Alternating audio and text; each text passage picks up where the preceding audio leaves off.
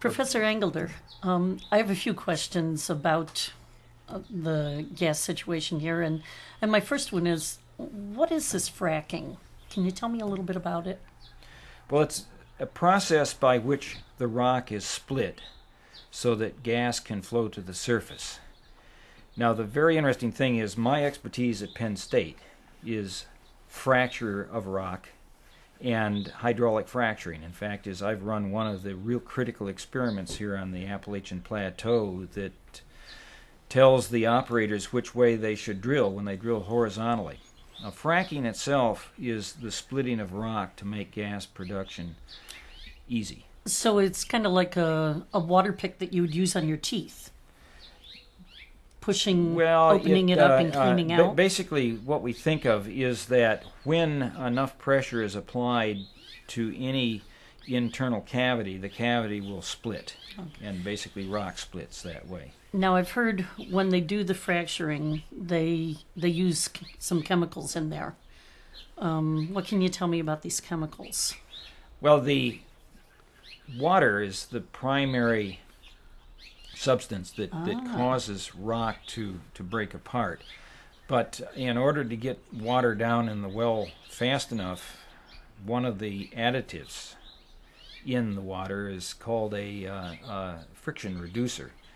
That basically is nothing more than household dish detergent. Basically, it makes the water slippery. Really? And in fact when the water becomes slippery, why then it will run down the wellbore much more rapidly. That's why this process is called slick water fracturing. And you all know what laundry or laundry detergent or detergent for your dishes feel like, and that literally is what is put in this water. And often when flowback occurs, the pit that contains the flowback water looks foamy or frothy, and this is nothing more than that same friction reducer as it comes back out of the wellbore, and it's frothy just like your dishwater. Just like dishwater would be frothy. Now, do you have any idea about how many wells have been fractured in the U.S.? Well, the industry says that the number is somewhere between 1 million and 2 million wells in the United States. This is over a 60-year period of time. And, of course, the process of fracturing has become more and more sophisticated, so that there's a difference between modern fracturing, treating these Marcellus wells, and the early experiments. But you haven't heard a whole lot about problems. I take it there's been relatively few problems with these 1 million to 2 million wells with the fracturing? The fracturing itself is a process that occurs deep enough in the earth that a Groundwater Protection Council study in 2009 reported no problems over the last 60 years with frac fluid migrating from the reservoir into groundwater. However, the problems emerge largely in surface operations. The surface operations means transportation of water, storage of water. Such things as blowouts do occur. Stray methane, for example, has been a real problem endemic. The important thing, though, is these are not related to the splitting of rocks directly itself. Secondly, these are challenges the industry faces that can be identified and corrected, and the industry is moving forward to overcome these particular issues. Professor, we see great possibilities going on with the natural gas, being that on our farm we're going to have gas wells there. We have some presently. And how do you see the natural gas industry in our energy needs also? Well, America's economy correlates with energy usage. And in fact is 1/4 of the American economy right now is driven by natural gas. And as we move forward, for example, the tighter strictures on coal, for example, will shut down some of the older, dirtier coal-fired power plants, and it's likely that natural gas-generated electricity will replace that. So as we move forward, what we're going to see is that a greater and greater portion of the economy will be run by natural gas. Now, in terms of the people who protest natural gas, for example, I'm not sure they fully realize the extent to which a number of things that we're used to are dependent on natural gas. Steel manufacturing, fertilizer manufacturing, drying of toilet paper even. Without natural gas, none of these other things would be possible. And where would it stand in line as far as with solar and wind and hydro?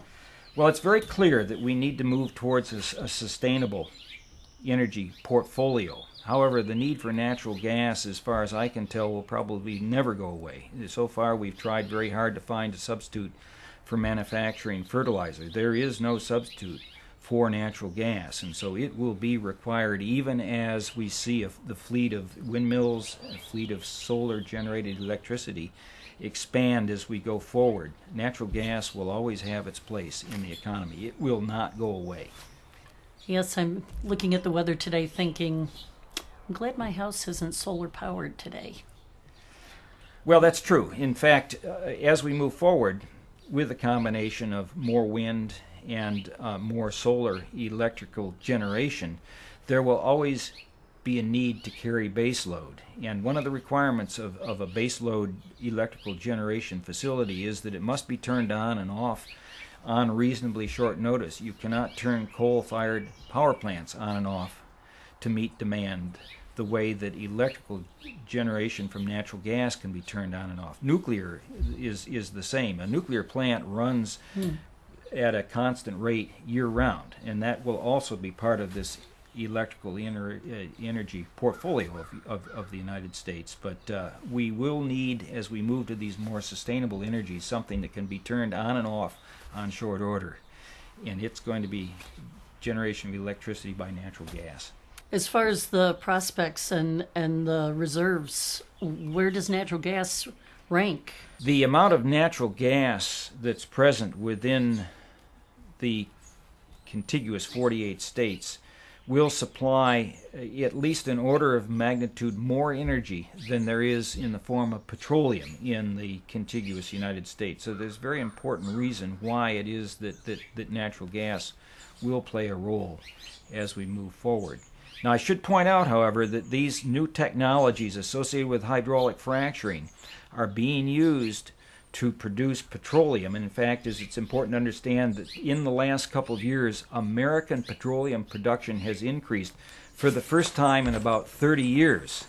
And the reason for that largely is the application of this hydraulic fracturing technology, the same technology that's being protested up here on the Appalachian Plateau, the long horizontal wells, the massive fracturing. That has been successfully employed in North Dakota, for example, to produce an oil field called the Bakken. And as a result of production from the Bakken and production from West Texas, we will see over the next 5 to 10 years an incremental increase in domestic production of oil year after year. And this is really absolutely critical as well to understand that this marriage between production of natural gas and production of petroleum rely on this same technology, this very, very controversial technology that some have been trying very hard to shut down.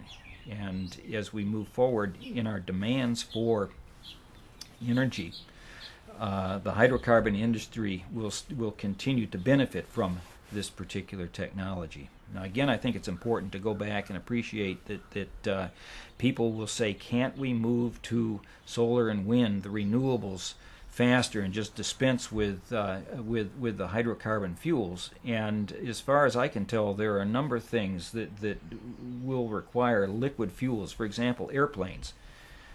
I don't think that we're going to be able to fly airplanes on solar and wind energy into the future, so that basically there will be a need for hydrocarbons produced the most as efficiently as possible, as prudently as possible. And it's important to understand that industry is learning, and it's in their best interest to get it right.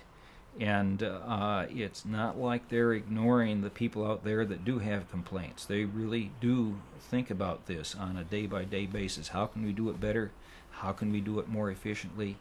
How can we do it more prudently? How can we do it with less impact on the local people that actually, in fact, are put under some duress because of the industrialization of what they view as rural America, particularly here in Pennsylvania.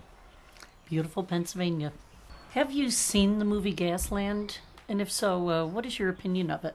I have seen Gasland, and I react the way that a number of my colleagues in the gas industry react to it, which is it's a disturbing movie.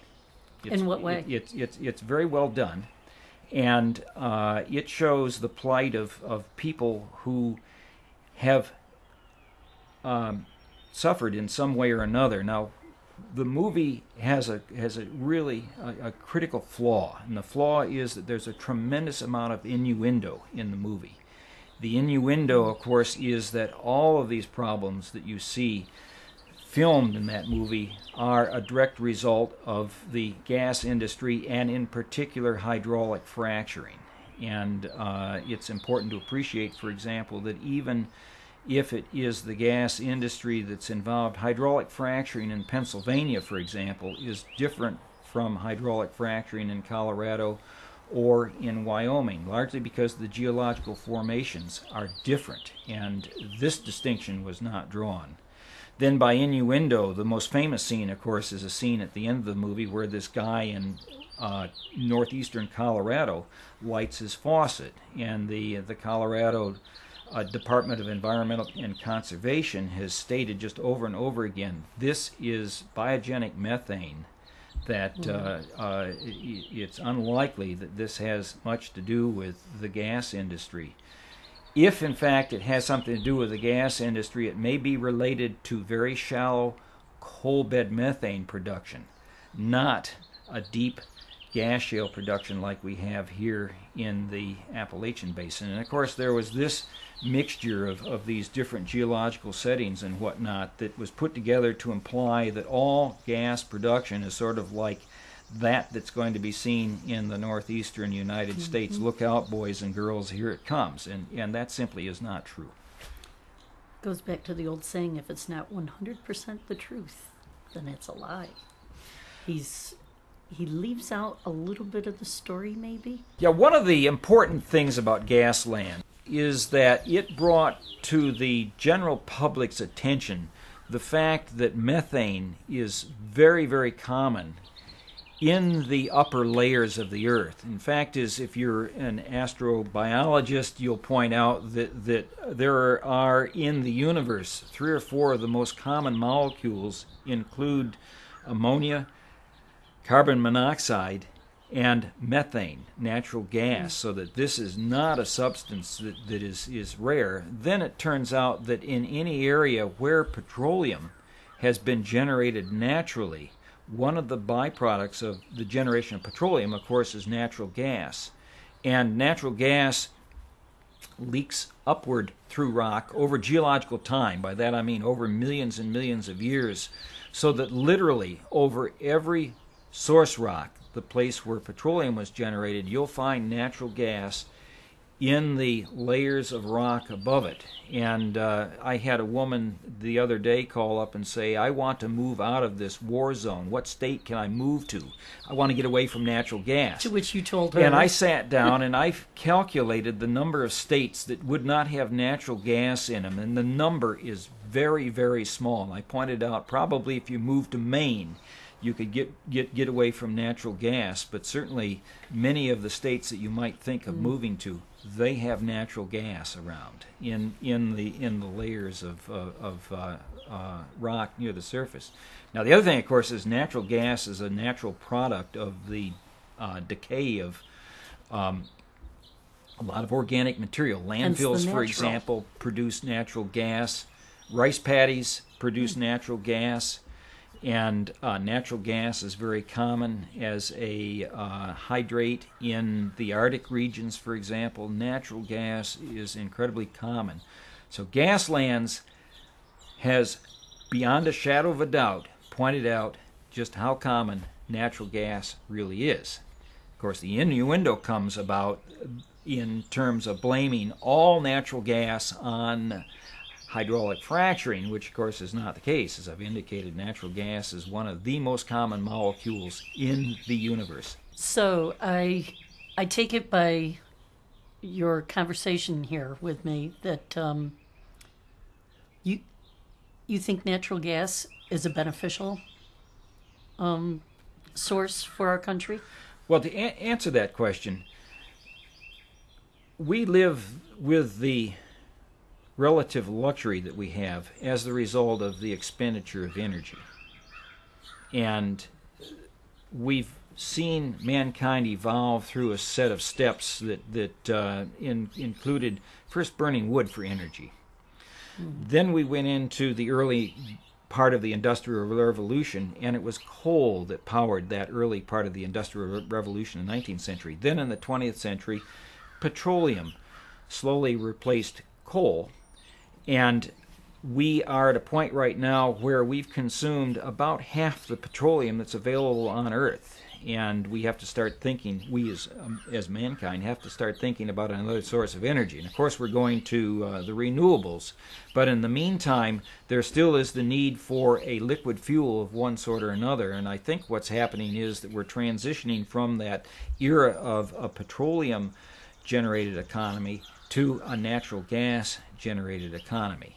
And again, that's just a step forward in time, because we will see natural gas eventually deplete as we move forward into something that may be a hydrogen-based economy. I don't know where we're going to go. Now, mankind lives in relative luxury because of energy. Natural gas, of course, is a source of energy, but just to sort of review the history of mankind, for a long time, the energy that mankind used was either human labor or horses, that's where the term horsepower comes from, or wood. And in the early Industrial Revolution, wood actually was the fuel, replaced by coal by the mid-19th century. And coal was the premier source of energy through the start of the 20th century, when the internal combustion engine then basically replaced steam power, and petroleum was the source of energy. As a human race, we've used about all of the petroleum, about half of the petroleum that's available. And we sort of have to look for the next step. Now, a lot of people have argued the next step is the renewables, solar and wind and the like. However, there's still going to be a need for a fossil fuel, and natural gas is that fossil fuel as we move forward in time. And largely, even in the United States, in terms of the amount of energy available, there is so much more energy available in terms of natural gas relative to petroleum that this switch to natural gas is going to take place. And there is enough energy in the form of natural gas in the U.S. to get us out for the next 50 to 100 years, replacing the demands that otherwise would have been taken up by coal or by petroleum. I understand Senator Murkowski's office called and asked you to go to D.C. on Monday and address some issues about hydraulic fracking. Yes, that's right. The question really is, what are the challenges of hydraulic fracturing that the industry faces, and what are the solutions to these challenges? I think that it's very important for Washington to understand that while there are challenges, this is a complex industry, there are also a lot of solutions. And one of the first things that I will explain down in Washington, that hydraulic fracturing, sensu stricto, is the splitting of rock below the surface. The earth does that naturally anyway, and that the challenges really are challenges found on the surface. Transporting water, storing water. Stray methane is associated with well bores, for example. There's the societal impact of hydraulic fracturing on people, and a number of these other issues. These issues, these challenges, if you like, all have solutions. They can be solved, and the industry is working very hard to solve these particular problems. One of the most difficult here in Pennsylvania, at least so far, is the issue of stray methane, for example. Stray methane originates in shallow layers well above the Marcellus, and largely the methane is stimulated in one of two or three ways, one of which is, of course, wells are drilled through these shallow layers, and unless the well is properly cemented, casing is properly put into place, methane can leak up in the groundwater, which it has in northeastern Pennsylvania, not too far south of your farm. Now, industry is learning how to deal with this, and as we move forward, we'll see less and less of this stray methane going on. There are issues, for example, with the frac fluid itself and additives in the frac fluid, and the industry is working very hard to green up these additives that go into frac fluid. And in fact, one of the things that is happening as industry moves forward, less and less is being added to the frac fluid anyway. So these are the types of problems, these are the types of challenges that industry faces, and there are tractable solutions that are going on right now. So it will be a sort of a longer version of this particular answer that will guide my presence in Washington.